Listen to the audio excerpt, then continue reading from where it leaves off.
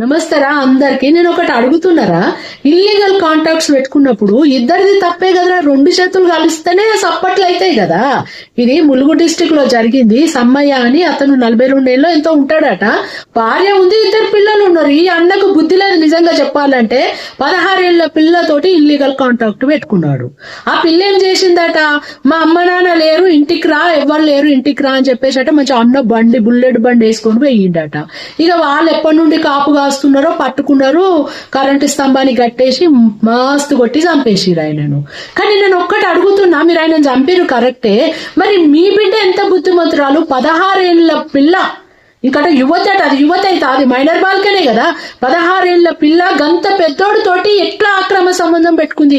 మరి మీ బిడ్డకి ఎంత బుద్ధి లేదు, మీరు ఎంత హద్దులో పెంచిండ్రు. మరి మీ బిడ్డను కూడా శిక్షించాలి కదా, దాన్ని కూడా 4 చంపమించాలి వీకని ఉంటది, దాన్ని కూడా స్తంభాన్ని కట్టేసి కొట్టండి. సమాజంలో పోరాళ్ళందరికీ బుద్ధి వస్తుంది. అరే ఆలోచించండి రా, ఇట్లా ఇట్లా పెట్టుకునేటోళ్ళు. ఈ సచ్చినోడికి కూడా బుద్ధి లేదు, ఇంకా 16 ఏళ్ల పిల్లతోటి భార్య పిల్లలు పెట్టుకొని ఏమని ఉన్నదా ఇది.